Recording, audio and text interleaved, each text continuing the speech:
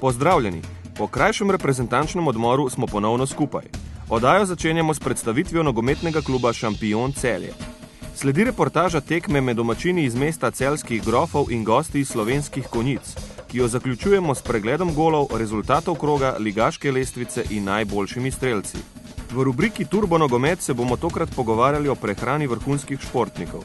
Naš sogovornik bo Boban Ivanović, strokovnjak za fizioterapijo in prehrano. Kot mladega talenta bomo danes spoznali Jureta Špilerja, 18-letnega vezista iz Krškega. V rubriki Legende vam bomo predstavili nekdanjega vratarja slovenske nogometne reprezentance Mladena Dabanovića, ki je svoje prve nogometne korake naredil pri Dravinji Kostroj in je kasneje igral tudi v tujini pri belgijskem Lokerenu. Oddajo kot ponavadi zaključujemo s povabilom na tekme 6. kroga druge slovenske nogometne lige in z novim nagradnim vprašanjem, preko katerega se boste lahko potegovali za lepe nagrade. Začetki kluba Šampion Celje segajo v leto 1995, ko je bila ustanovljena nogometna šola Mali šampion za otroke od 5. do 11. leta starosti.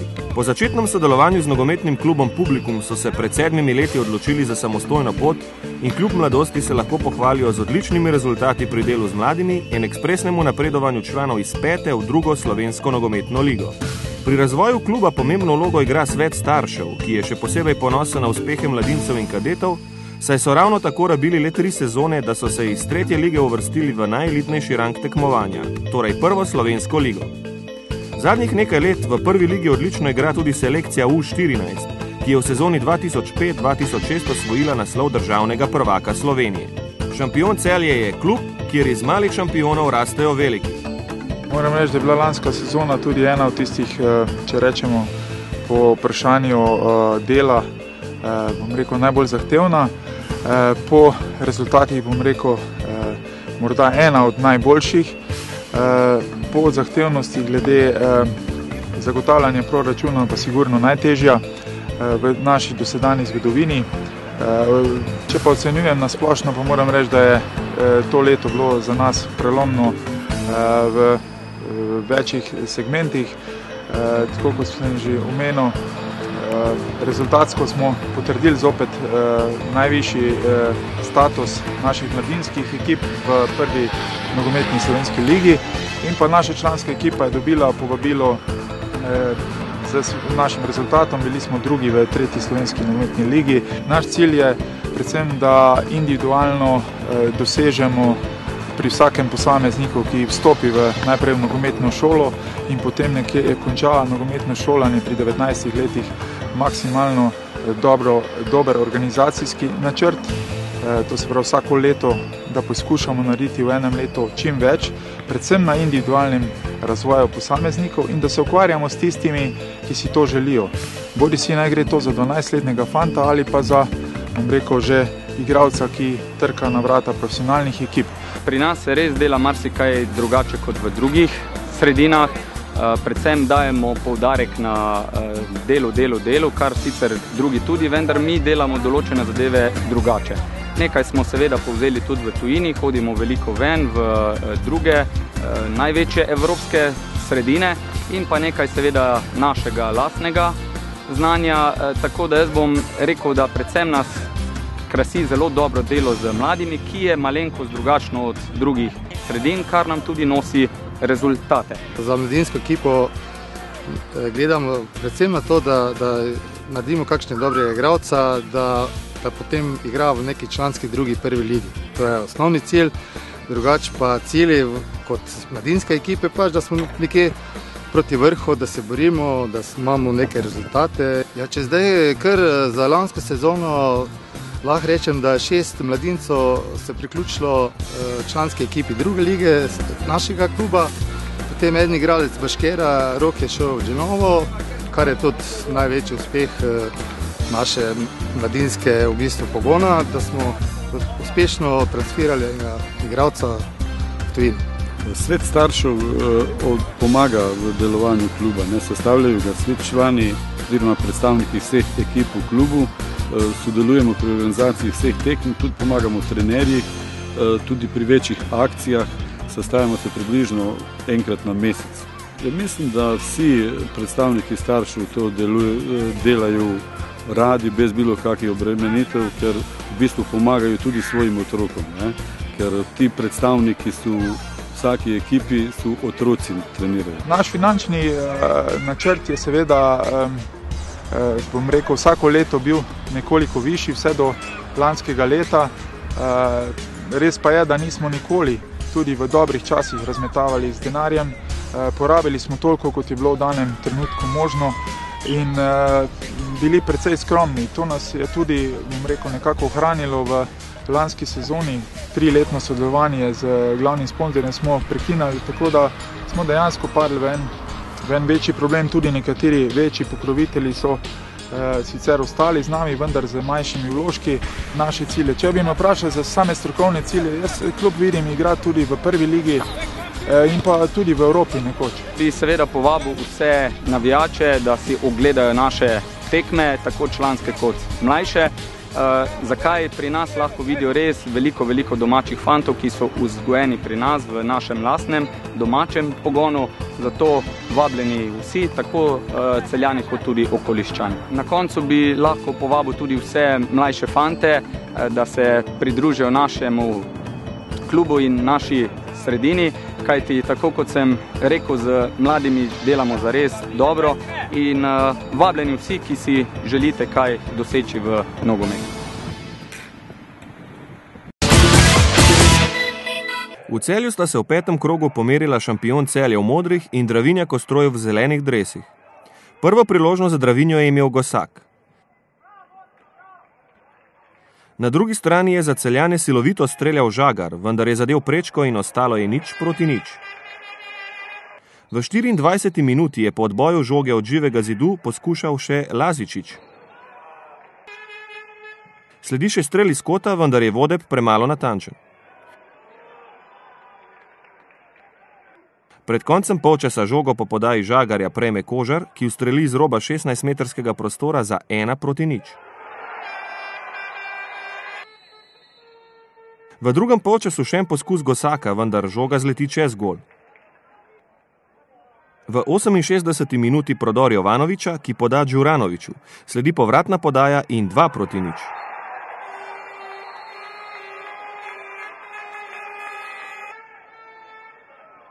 Šest minut kasneje nova lepa akcija za Šampion Celje in že 3:0. Svojo zmago so domačini potrdili malo pred koncem tekme, ko je Žagar z lepim strelom premagal gostujočega vratarja Čelofigo. V 90. minuti še prečka za Dravinjo po strelu Rahmanoviča. Šampion Celje Dravinja Kostroj 4:0. Tekma je bila zelo trda, rezultat 4:0 ne kaže dejanskega, kar se dogaja na igrišču. Prvi polcajt je bil zelo izenačen. Dobro je, da smo zadeli na koncu prvega polčasa in tudi v drugem, potem ko je Dravinja nekako pritiskala, iskala neodločen rezultat, da bi izenačila, smo tudi dosegli drugi zadetek, nato kmalu tretjega in še četrtega tekmo pripeljali mirno k zaključku in zasluženo so 3 pike ostale v Celju. Gremo vsako tekmo na zmago. Koliko nam bo to uspevalo, vsekakor bo to pokazal kar čas naslednje 3-4 tedni, mislim, da so nekako odločilni, čeprav, kot vidite, v tej ligi je vse mogoče, tudi Dravinja še bo zmagovala, sem trdno prepričan, Dravini se bo igral nogomet v konicah še dolgo. Jaz si to želim, pobi pridno delajo, nimajo vsi glavo na pravem mestu, niso skoncentrirani za tekme, tu je kar nekaj vzrokov, vendar vse se pokaže na igrišču. Čisto vse se pokaže na igrišču, nobena zgovor na upravo, na igrišče, na nasprotnika ne odpade. Samo igrišče je merilo in ko bojo to dojeli, bo temu veliko boljše. V Radomljah sta se pomerila domači Kalce Radomlje v rumenih in gostje iz Šmartnega Opaki v belih dresih. Tekma se je začela zelo razburljivo, saj so domačini povedli že v prvi minuti po strelu Snoja. Na drugi strani so po prostem strelu svojo priložnost zamudili gostje. Tekla je 11. minuta srečanja, ko je po lepi akciji Kalcarja zadel Audić za 2:0. V 21. minuti že 3:0 za domače in še drugič je bil uspešen Audić. Gostje so znižali po podaji Akam Bećiriću, ki je zadel z glavo.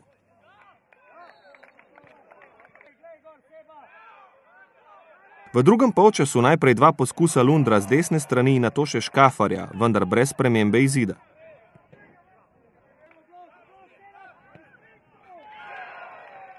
Bolj uspešni so bili na drugi strani gostje in sicer v 70. minuti, ko je Ćirić dosegel svoj drugi gol na tekmi za znižanje na 3-2. Pritisk gostov se je še stopnjeval in v 77. minuti je za izenačenje poskrbel Bizjak. 2 minuti pred koncem tekme so domači sicer še enkrat zadeli, vendar je sodnik zaradi nedovoljenega položaja gol razveljavil. Končni izid: Kalce Radomlje, Šmartno 1928, 3-3.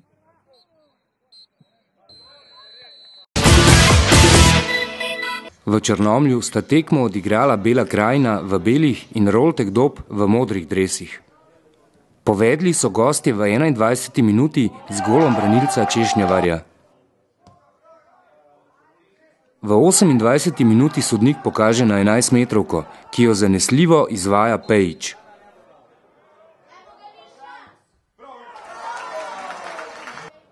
Na začetku drugega polčasa Češnjevar ponovno povede Roltek Dob v vodstvo. Dolžan mu ne ostaja Pejić, ki svojim drugim golom izenači in postavi končni izid tekme. Bela krajina, Roltek Dob 2-2.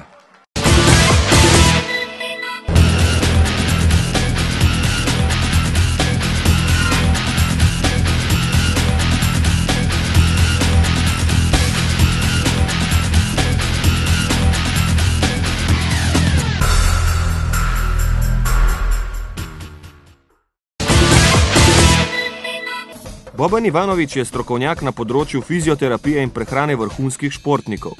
Z Nogometno zvezo Slovenije kot fizioterapevt pri mladih selekcijah sodeluje od leta 2006. Vodi tudi wellness center Harmonija iz Mengša, kjer se ob vodenju ukvarja s pripravo programov za vadbo in vzdrževanje fizične pripravljenosti ter prehrano profesionalnih športnikov za doseganje vrhunskih rezultatov. Pravilna prehrana oziroma zdrava prehrana je tista, ki športniku omogoča tisti premik, tisto nadgradnjo, ki jo do zdaj mogoče, če tega ni bilo, ni imel. Pomeni, da usklajen jedilnik z kvaliteto oziroma s količino napora mora biti pravilno podkrepljen tudi z količino vnosa prehrambenih živil. Ogljikovi hidrati kot najbolj pomemben vir energije za vrhunske športnike se največkrat pridobivajo iz sadnega sladkorja, mlečnih proizvodov, sestavljeni ogljikovi hidrati iz oreščkov, kosmičev. Druga skupina so beljakovine. Največji vir beljakovin v prehrani najdemo v pustem mesu, piščancu, perutnini, puranu, v lososu, v večini belih rib, v jajcih, v pusti skuti in do določene mere tudi v mlečnih polizdelkih ali mlečnih izdelkih. Tretja skupina živil so maščobe. Pri maščobah je potrebno vedeti, da se je nujno izogibati nasičenim maščobam ali sintetičnim maščobam, ki so prej škodljive kot koristne. Zdrava prehrana in vzdrževanje mišičnega tkiva. Energija, ki je pridobljena iz ogljikovih hidratov, je absolutno najbolj pomembna, v 70% najbolj pomembna stvar pri vzdrževanju energetskega stanja. Druga zadeva pa je stanje mišičnega tkiva, mišičnega tonusa. Potrebno je skrbeti, da mišice ne hlapijo, se pravi, da ne jejo same sebe, zato je ves čas prehranjevanja potrebno skrbeti za primeren in kvaliteten vnos beljakovinske hrane. To lahko vnašamo v telo skozi klasično hrano ali skozi beljakovinske dodatke. Prehrana pri športnikih, ki se ukvarjajo z različnimi športnimi dejavnostmi, je seveda različna. Za nekega športnika, atleta je prehrana drugače sestavljena kot za nekega športnika, dvigovalca težkih uteži. Absolutno je podkrepljena ena več z beljakovinami, kar pomeni z mišično prehrano, druga več z ogljikovimi hidrati, kar pomeni z energijsko prehrano. Nekdo mora zdržati v tempu 30 minut, 60 minut, 90 minut, nekdo pa rabi samo 10 minut. Pomembna sta eksplozivnost, razlika je v eksplozivnosti ali v vzdržljivosti. Vrhunski športnik mora vedeti, da pred tekmo mora zaužiti dovolj veliko količino ogljikovih hidratov, ki je največja podlaga za energijo. Pomeni, da uživa riž, testenine, lahko prebavljive omake. Meso ni priporočljivo oziroma je odsvetovano, zaradi tega, ker se prebavlja predolgo časa in ste na treningu oziroma na tekmi potem pretežki, ker telo tega ne prebavi. Priporočilo vsem tistim, ki želite dosegati vrhunske rezultate v vrhunskem športu, je, da ne oslanjajte se na nekaj, kar slišite in nekaj, kar mislite, da veste. Poiščite strokovnjaka, samo s pomočjo strokovnjaka ste lahko v tem segmentu, v segmentu prehrane, najboljši in najbolj uspešni.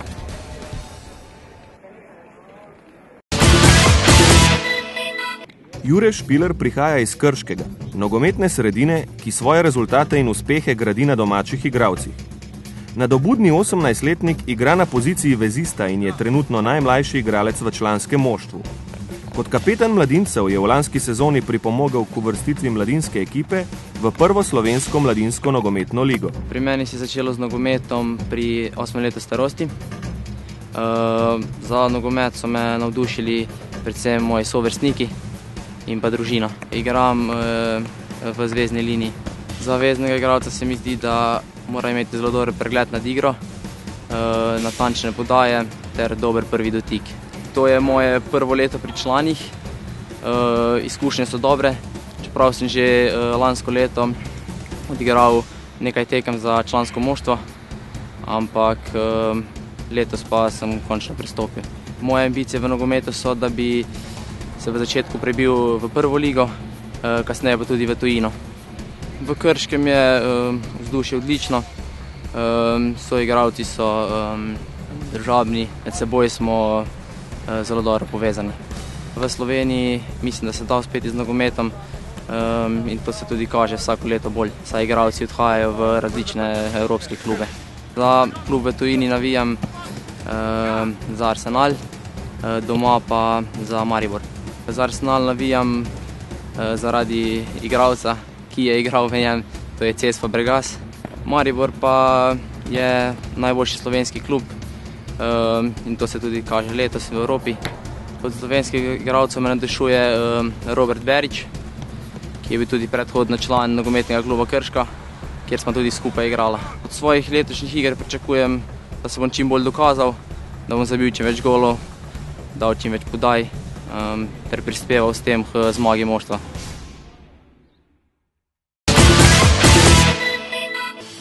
Mladen Dabanović, član slovenske zlate generacije, ki se je leta 2000 prvič v zgodovini uvrstila na Evropsko prvenstvo, je svoje začetne nogometne korake naredil pri Dravini Kostroj iz Slovenskih Konjic. Po selitvi iz Maribora v nogometni klub Rudar Velenje je sledila tudi priložnost za dokazovanje v tujini, in sicer v sezoni 1999-2000, ko se je preselil v belgijski klub Lokeren. Ravno na dan premiere naše oddaje, 13. septembra, rokometno grajeni Štajerec praznuje 40 let. Vse najboljše, Mladen.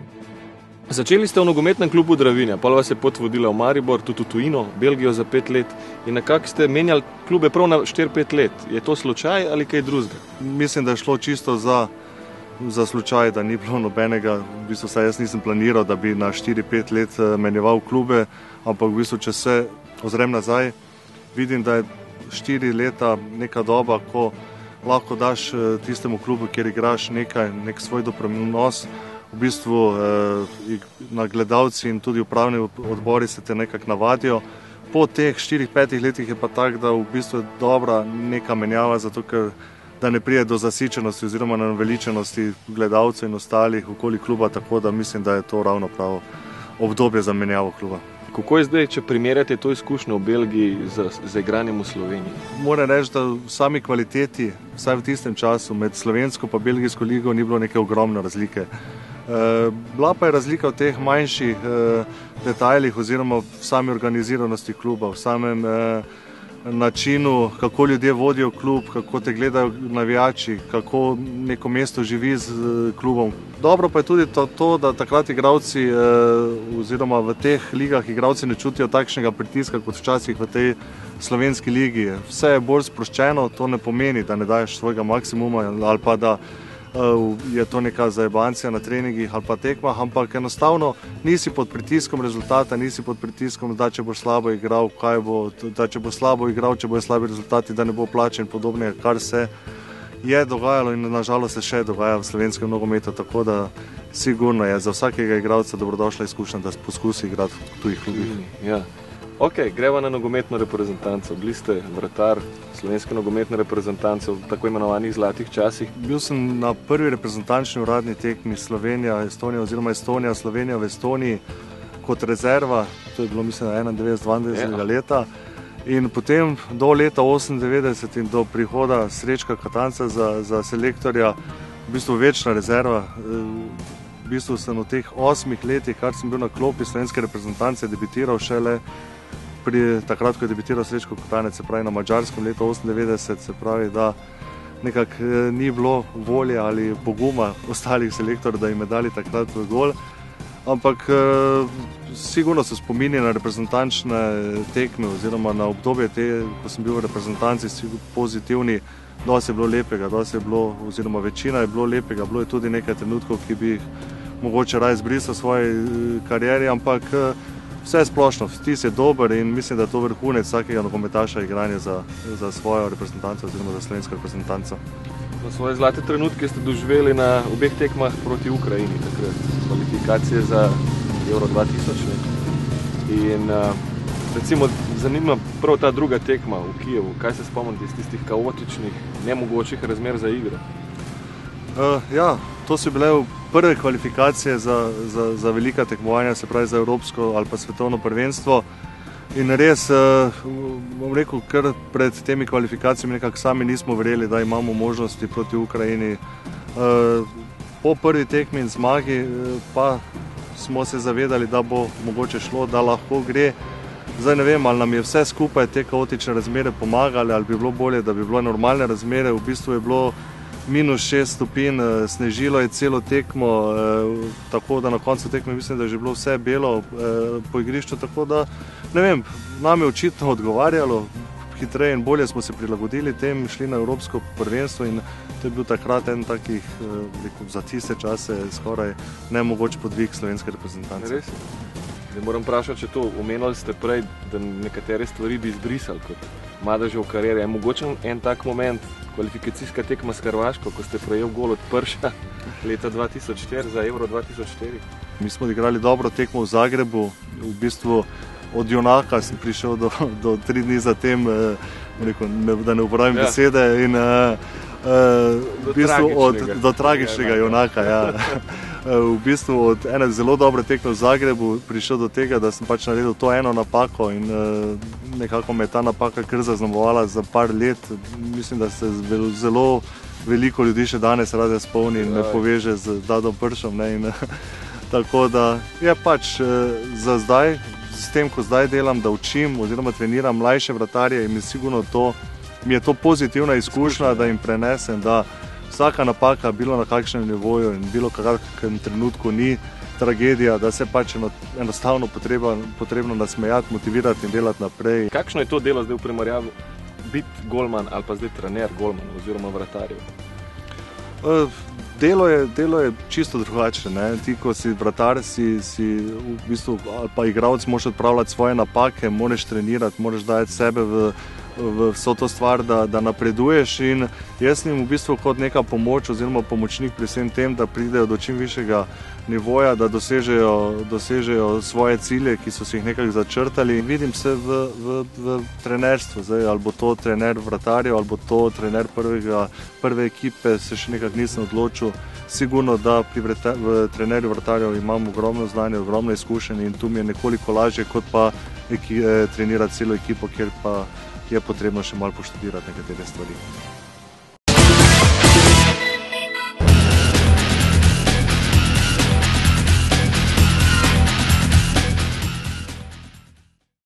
Dolžni smo vam še novo nagradno vprašanje in sicer, katerega leta je bil ustanovljen Mali šampion, predhodnik današnjega nogometnega kluba Šampion Celje?